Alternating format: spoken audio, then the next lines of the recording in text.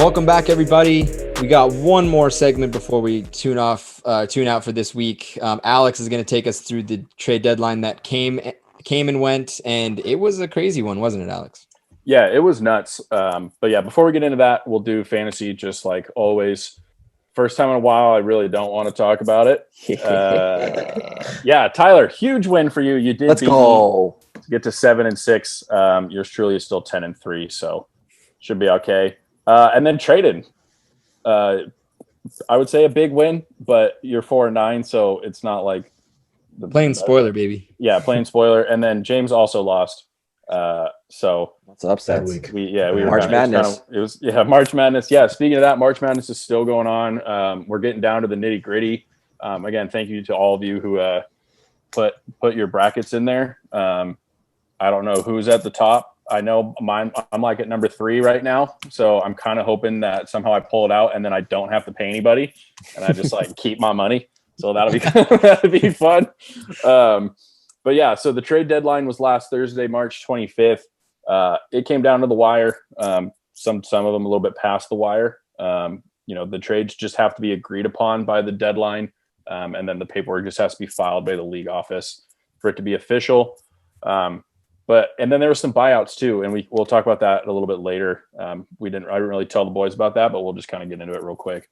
But let's start with you, James. So probably one of the bigger moves of this trade deadline, Victor Oladipo gets traded again. It feels like he's been traded like 4 times in the last 3 years. He's going not back to Miami. He's going to Miami to join Jimmy Butler and Bam Adebayo. Thoughts on Oladipo going to Miami? I think it's fantastic for the Heat. I talked earlier around All-Star break, and I was like, the Heat are going to suck. They're going to move into the 10th spot. And for the first part, after their All-Star game break, I was wrong. They were on like this heater. They were winning games left and right. And then they started sucking a lot. And they've been on a 6-game bender. And then they're now on, I think, the 9th seed in the East. So pretty much where I had them. So I wasn't that wrong. But they did pick up Oladipo, which is huge. They lost Avery Bradley, a defensive guard, and Kellen Olynyk, who is a center who shoots threes and is not a great rebounder. But what Oladipo brings to the table is instant offense, and that is what's sorely needed by the Heat. Earlier, Tyler told us that Jimmy Butler was going to be really, really good, and how the reason why he's winning, the Heat are winning, is because he's been on a tear. And that was true. But I also said that, hey, that's unsustainable. Jimmy Butler can't do that for a long period of time. And during this 6-game losing streak that they've on, Jimmy Butler hasn't scored more than 20 points. It's 100% unsustainable. If Jimmy Butler does not put up points, the Heat do not win. Oladipo fixes that. He averages 20 points a game. He's 25-4. Like, the guy, instant offense. He can handle the ball well. He's explosive. There haven't really been rumblings of him being a bad teammate. The only problem is he is injury prone. He's coming off a year where he had surgery. He played a couple games, and he plays like every other game now when it's a back-to-back. So there will be times to set him out. But the fact of the matter is, his instant offense, he's going to take some of that pressure off Jimmy. He's going to take pressure off those young guards who just jack up threes. Overall, I think this puts the Heat in a really good spot. Yeah, I think it all comes down to which Victor Oladipo do you get? Do you get the healthy Victor Oladipo, who is 20 points a game easy, or do you get the Victor Oladipo who just had, major surgery on his quad not all that long ago? If it's the first one, the Heat have a really good chance to make a deep playoff run. If it's the second one, I don't know if they get out of the first round. But I like the move. The East is starting to feel a little bit more open in those top maybe like 4 spots. So yeah, we'll have to see what happens with that. They're obviously playing kind of like shit now, so they're going to have to pick it up. I think the Heat are definitely one of those teams that want to avoid that little play-in stupid tournament thing. I think they're trying to really, really get into that 6th seed at the minimum. So we'll see what happens down there in Miami. So a player leaving Florida, going out west, is Aaron Gordon. He is moving out to Denver to join, possible MVP Nikola Jokic, Jamal Murray, Michael Porter Jr. So Trayden, you wanted to talk about Aaron Gordon moving from Miami to Denver. From Orlando to Denver. Yes. Look, I think we talked about it when we did the when we did the rankings or whatever a couple weeks ago, and I talked about the Nuggets and how I thought they were going to drop down, and I think the main reason was because they didn't have a third big, and I think that they may have found one here. I'm not saying that he's amazing, but he instantly is one of the most athletic, if not the most athletic, on the court and for the Nuggets, right? And I think that adds a lot of potential depth to this team. We look at what happened to Denver playing in the conference finals just half a year ago. Jokic and Murray were amazing, and I think that the front office realized that we have to give them someone they need some help, because if they had some help, who knows what could have happened last year. And now with Jokic running for most valuable player, I think that need is even more. That being said, I think that it's even going to be a harder run for them. They're not going to be able to come back from 3-1 deficits again. I don't think that that's going to happen. So, and I think it's even going to be harder for them to get through. So they're really going to need someone like Aaron Gordon here. What's interesting though is I don't think we've seen Aaron Gordon at his potential. I mean, he's young, but I feel like we've been watching him on a very shitty Orlando team for years. And I think that this is going to change. Now he's going to be with skilled players that actually will give him a chance to show his worth and give this team the offensive bump that they need. And I really like it. I think it's a fresh start for Aaron Gordon. I think that he's going to look better in that jersey. He's going to feel better with that team. And, sometimes you just need a change of scenery and some better teammates to really unlock what you can't give, because you can only give so much. If you're not a LeBron, there's only so much you can do without being on a team that is truly, very skilled and talented. So I like that trade. Yeah, I think the Nuggets, they made a big splash. And, part of that is the Lakers' two big stars are hurt right now. And the Clippers have been up and down all season. And I think they saw an opening to, at the beginning of the season that they probably realistically were like, can we beat these LA teams? No. But you don't know. LeBron's 36. AD's been out for a month and a half now, got my fantasy team. So that's kind of been a bummer. So I like this pickup. I think it just gives them a little bit more depth scoring. I think it gives them, a little bit tougher wing defense. It kind of takes a little bit more of the pressure off of Jamal Murray and Michael Porter Jr. to be those kind of second and third guys. So I like this pickup for Denver a lot. I don't know if they're going to be able to come out of the West with this, but it's going to be really interesting to see how far they can go. Alex, I got a question for you, man. Yes, sir. Where do you see Aaron Gordon fitting in that lineup? Because you got Jokic as a big, and then you got your outside guys. Aaron Gordon is a dunker. He's like Blake Griffin on steroids. Where does he fit in that lineup?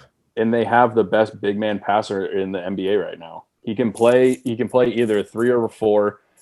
He can be a better defender than Michael Porter Jr. He can be the guy that defends, a LeBron, a Kawhi, and gives Michael Porter Jr. the opportunity to be who he is, which is a better offensive player. I don't think Aaron Gordon's going to change their, start dropping 30 a game or anything, but I think he's going to fit as a 3-4 guy to some defensive grit and, whatever they get from him. And if they get even decent shooting, they'll take it. And that said, I mean, I'm not going to sit here and be an expert, but I think that has been brought up, James, and that's a good question. I will say that myself included, and many of us on this podcast didn't know how a player like who went to the Nets. Why am I losing? Blake Griffin. I'm sorry. Yes. Blake Griffin. No. The early on. James Harden. Rockets. James Harden. Yes, James Harden. We had no idea how he would fit in that lineup. We thought that it would be a team of 3 ball hogs that couldn't work together. And he's changed his game. He's become a playmaker. He's become a huge part of that team. Why can't Aaron Gordon change a little bit to fit in that and to become a player that they need? I'm not saying that it's going to happen, but we've seen what happens when I didn't think that Harden could change. And I mean, James Harden has done it before when he played to the Thunder. He had KD and Westbrook and him all on that same team. So it's been done before by Harden. Aaron Gordon hasn't shown we don't have any much trust in Aaron Gordon at 25 years old. I just don't think he's anything more than a dunker at this point. That's all he's done. I think we finally see him on a much better team. I mean, Orlando blew it up. They pretty much traded anyone away that had any amount of value. And he's not supposed to be the guy. He's not supposed to be James Harden. And the James Harden to OKC thing, I mean, James Harden at that point was a 6th Man of the Year candidate, and he was nothing compared to what he is now. So I think that's he's played in that. He's been around 2 superstars. Yeah, but they were also like 21 years old, and I think they've all grown and changed as players. So I see what your point is. I just think you're wrong about it. Just it'll be interesting. Well, I guess we'll see. Maybe it'll be a shit move for Denver, and James can come back and laugh at us later. I'm not saying it's a shit move. I just don't know where he's going to fit in. It's going to up their team. Like they're going to be a better team because of it. I just don't see.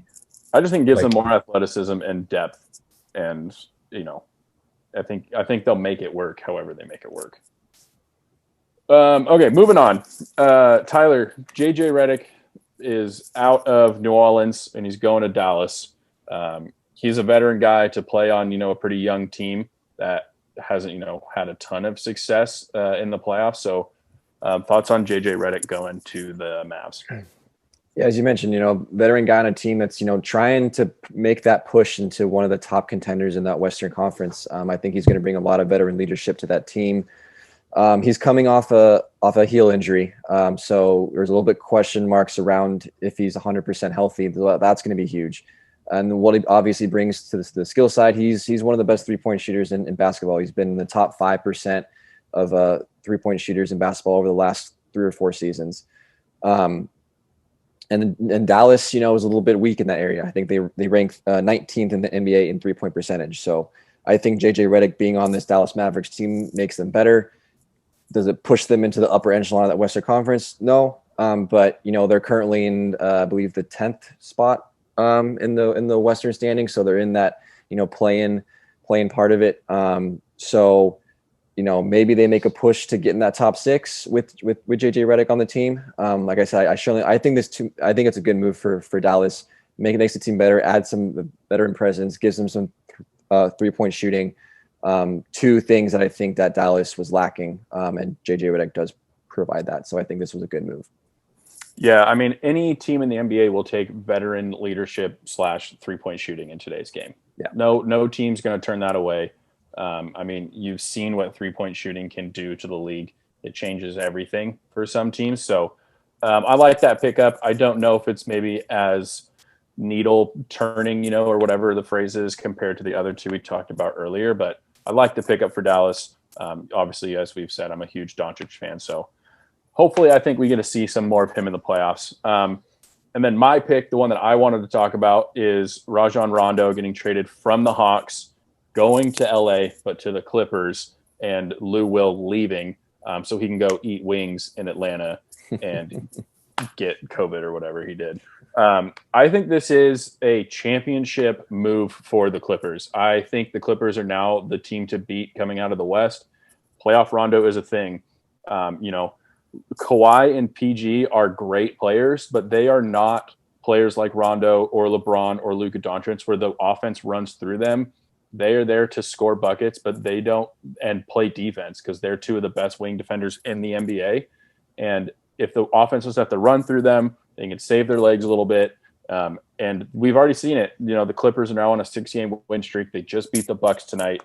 I think this is a huge pickup for the Clippers.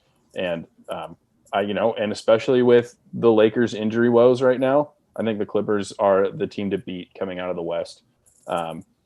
Speaking of injury woes, some players that are currently hurt right now, Kevin Durant, LeBron James, Anthony Davis, Steph Curry has a bruised ass. I just wanted to say that because I think it's funny. Joel Embiid, and then LaMelo Ball. I know I just thought we should bring it up. Tyler, let's kind of go back to you with the Lakers. Thoughts on now LeBron and AD going out, They did bring in Andre Drummond in the buyout market. What are your thoughts on the Lakers moving forward with this injury, and what can we expect later on this season?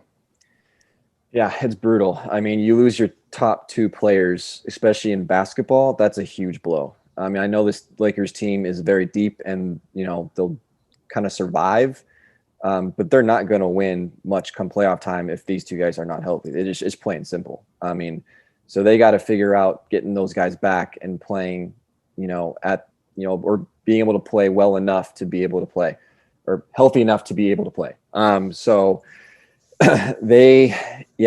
two guys are huge, obviously. I mean, there's no question about it. The NBA is a star-driven league.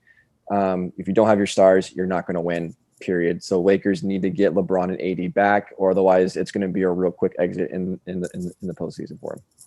Yeah, I wrote this in my article last week. I think that if they don't get back soon enough, I think the Lakers could drop out of the top six. I think the West is so good. There's so much star power. A lot of players we just talked about got traded from the East to the West. I'm worried about them. Just going to throw that out there. So KD is still hurt. The Nets, as we just talked about, have brought on James Harden and Blake Griffin, and now LaMarcus Aldridge in that buyout market.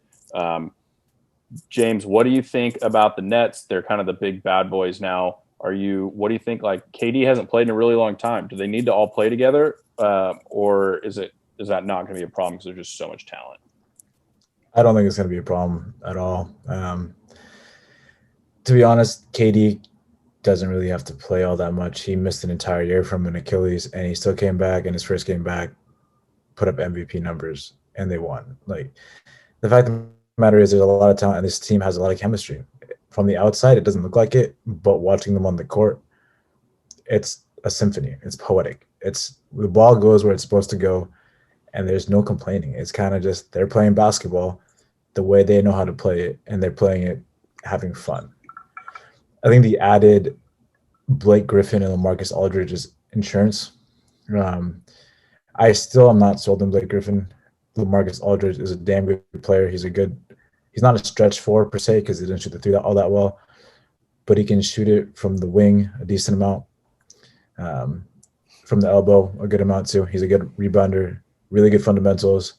When you play in Pop's system, you learn the game of basketball inside and out, and you take it with you wherever you go. And that's exactly what he's going to bring with him to the Nets. Steve Nash is a good coach. He knows basketball really well, Hall of Fame IQ. And I think adding the mind of LaMarcus Aldridge that has learned a lot from Pop adds that given other dimension of just basketball IQ that in turn will help him once everybody's healthy.